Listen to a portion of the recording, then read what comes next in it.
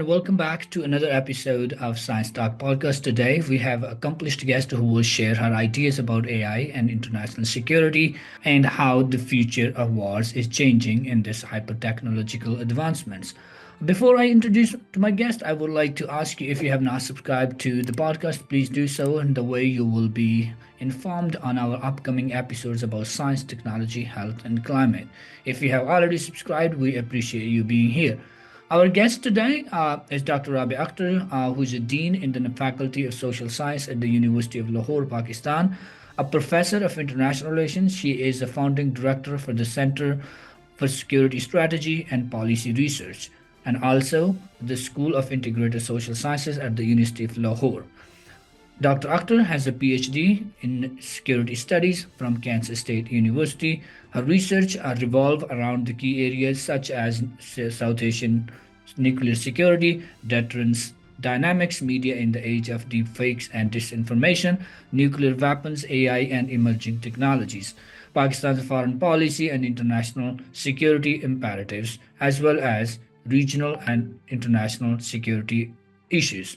Today, we will discuss the role of AI in national security. As many of you know, that the world of AI is rapidly developing, particularly for wars, conflicts, and national security. Thank you, Dr. Rabi Akhtar, for your time. I appreciate that so much. You must have been busy with work at Harvard right now.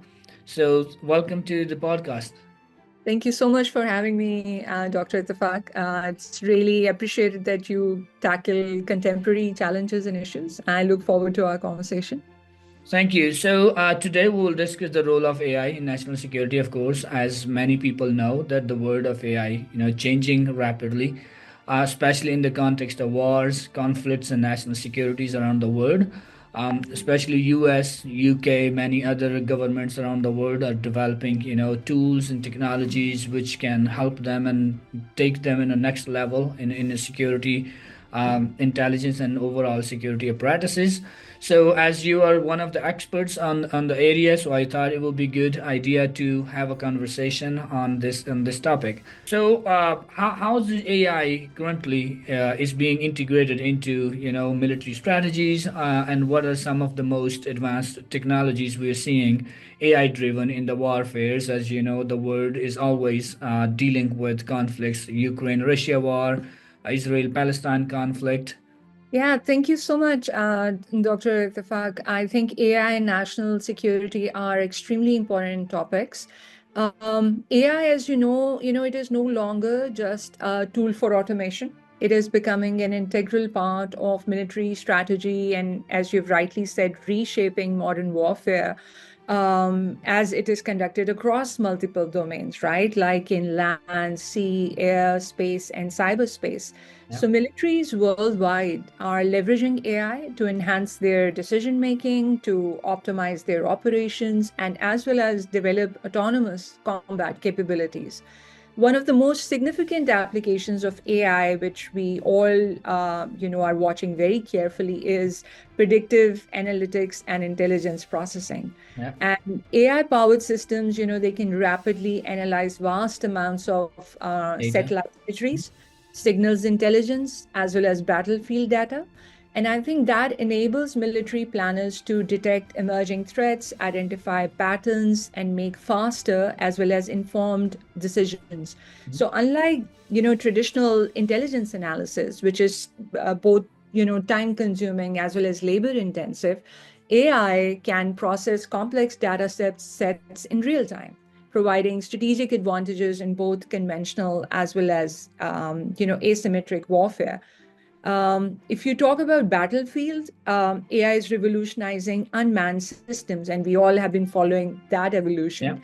Yeah. AI-powered drone swarms are a major breakthrough. Yes. And these are groups of autonomous drones that can communicate with each other. They can easily adapt to enemy defenses, and they can execute coordinated attacks. Yeah. So unlike conventional drones that require human operators, AI-enabled swarms can act autonomously, overwhelming enemy air defenses and making countermeasures far more difficult. So that actually sort of makes battlefield more interesting.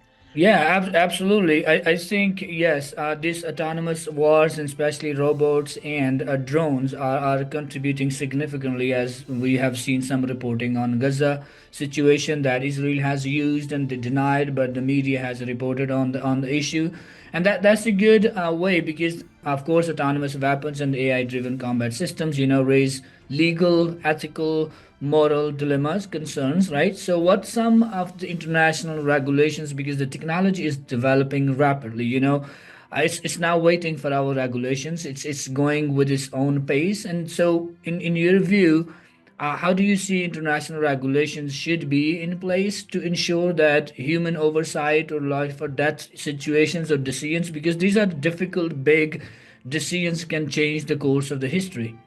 Absolutely.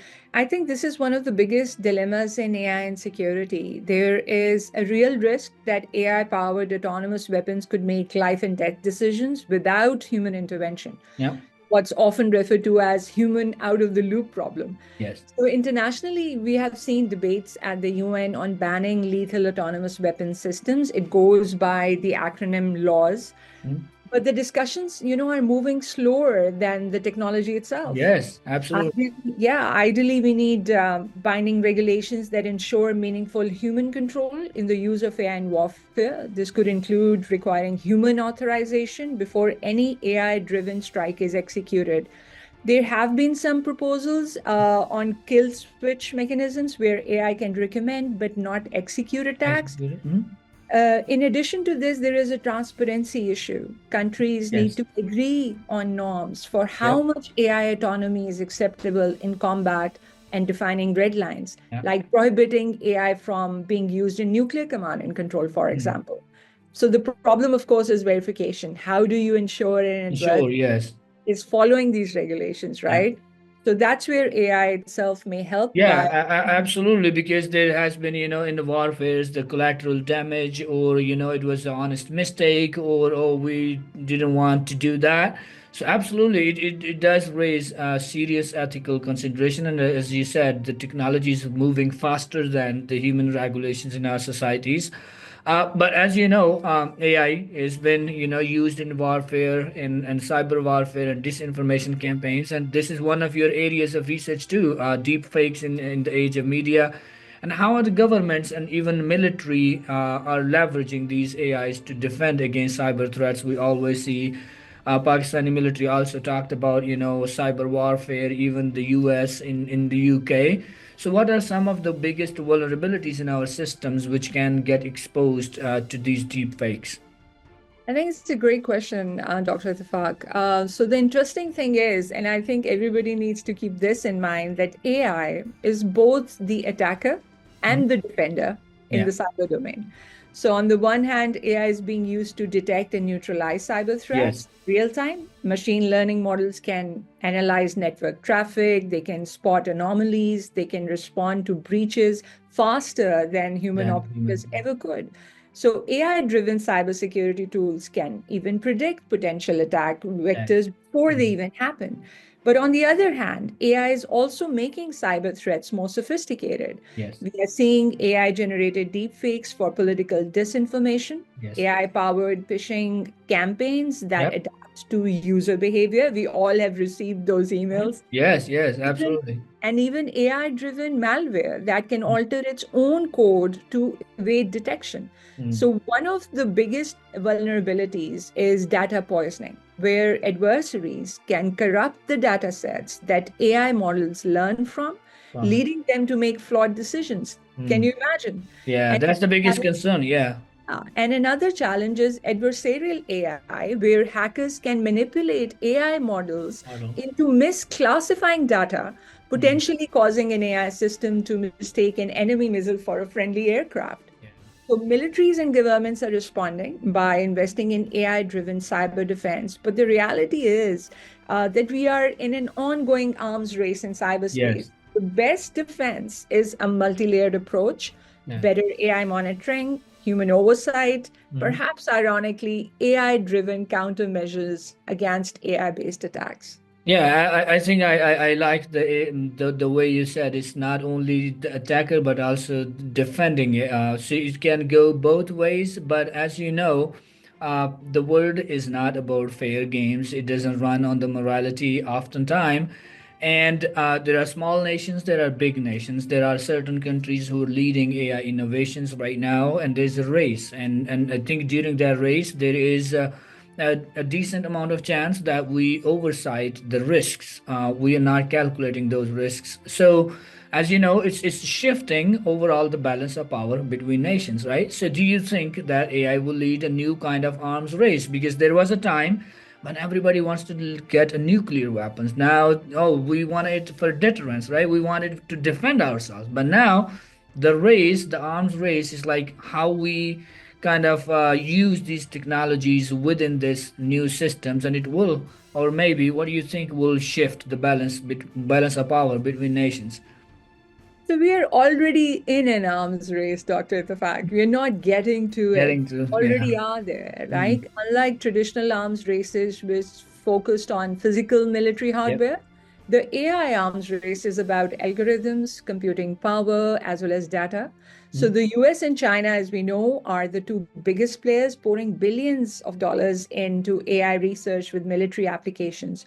There is Russia, Israel, Mm. and several European countries that are also advancing AI-driven defense systems. The danger is that AI could lower the threshold for the conflict. So Mm. if countries believe that AI-driven decision making, it reduces risks for them, they Mm. may be more likely to engage in Engage. military Mm. actions that they would otherwise normally avoid. Yeah. So there is also a risk of accidental escalation. Mm. AI systems making miscalculations in high power situations, Yeah. high pressure situations leading to unintended conflict. And we are in an uncharted territory with Mm. respect to that. So to manage this, I think, we need to have global arms control agreements Yeah. specifically for For AI, AI similar to the ones that we saw in the Cold in War the era, traditional, yeah, nuclear treaties, but tailored for digital age. digital age. Yeah. Unfortunately, right now there's very little consensus on what Mm. AI arms control should look like, and Yeah. unless countries reach a parity or an edge, a Mm. significant edge over each Edge. other, I don't think they will come to the table to negotiate Yeah.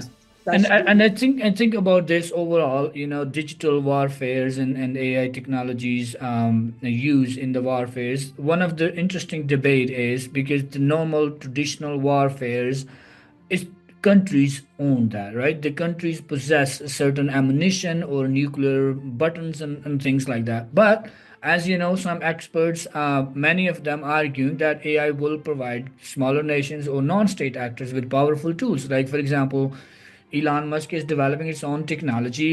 Amazon is developing its own technology. So it's just not the government, but there are also state or non-state actors. They can use these to destabilize military hierarchies. And how do you see AI affecting asymmetric warfare and terrorism? As an academic, who works on these issues, I'm really, really worried about this. Mm. AI is democratizing access to advanced capabilities. Mm. Traditionally, like you very rightly said, only major powers could afford sophisticated military tech, right? But AI is changing that. Even Yeah. non-state actors can use AI-powered cyber warfare tools, autonomous drones, AI-generated propaganda Yeah. at a fraction of the cost of Yes. conventional military assets.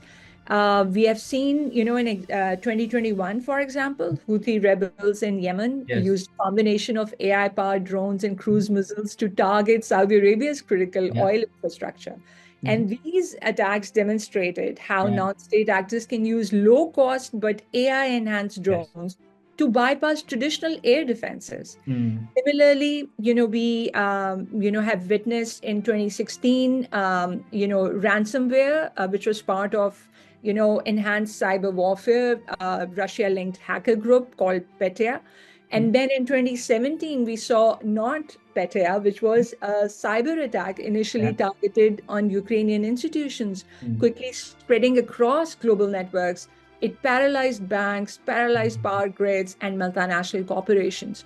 So Yeah. if similar AI enhanced cyber attacks are used by smaller nations or non state actors Non-state actors. that could cripple your power grids, communication networks, or even military command centers without firing a single Without, shot. yes. That's scary, right? Yeah, yeah, it Uh, is because that's never been the case with the traditional weapons, but it is the case with AI because it's a digital system and anybody can control or hack from anywhere, with the minimum cost. So, as you know, technology is not gonna stop, regardless you like it or not, regardless you adopt it or not, right? So, I think we as humans we good at adapting, but over the last century, the things are happening with the rapid speed we couldn't even comprehend as humans. We never seen that much change in the so little time. So fast forward, if we see like 20, 30, 50 years, 2070 or even 2090. So, what do you think AI's role is gonna look like? Do we need traditional armies like, oh, for example, certain countries like we're the number one in terms of human capital or power, like we have that many soldiers. But are we heading toward more like automated battlefields, or will AI more be just a strategic tool, not the operational one? I think, fast forward 20 years, we'll see a combination of both. Mm-hmm. AI will be deeply embedded in strategic decision making, intelligence operations, cyber operations, but I don't think we will see fully autonomous battlefields, at least not without No. human oversight. And that's where the international consensus is in keeping human in the loop. Mm-hmm. So in 20 years, AI will likely be managing entire military supply chains, for example, optimizing logistics, Mm-hmm. uh, conducting predictive battlefield analysis, right? That's where it's Yeah. going to go. Mm-hmm. But AI-driven wargaming, I believe will help military leaders simulate scenarios in real time, and identifying optimal strategies in ways that humans alone can never could. Yeah. However, I do believe that while AI may take over many operational tasks, full autonomy in warfare is unlikely. The political and ethical concerns that we have talked about around autonomous weapons will push nations to keep humans in the loop, at least for major decisions. Yeah. But being said that, the risk is that if one country goes fully autonomous, Mm-hmm. others may feel pressured to follow. And Yes. that's where we need international regulations and norms crucial to setting the limits. Otherwise, we Yes. could end up in a world where AI is making battlefield decisions without human Without judgment, human a oversight. Yeah. scenario that raises serious risks for global security. Yeah. So yeah, that's the conversation. It's because some people think AI is just the tool to generate some text, but it is moving in every discipline and corner, and the fields, regardless you are adopting or keeping up with that technology or not, and it will certainly benefit certain countries over the others. And this is like there are a lot of legal, moral and ethical issues related to it, and we, as you said, we do not have reached, or we do not have in place as a global agreement, compared to the traditional ammunitions and warfares. And in this case, I don't know who's gonna sue ChatGPT or AI technologies in ICC, International Criminal Court or International Court of Justice. When the issues come, in the decades to come. So we have to leave it there. Thank you so much for your time. Appreciate that.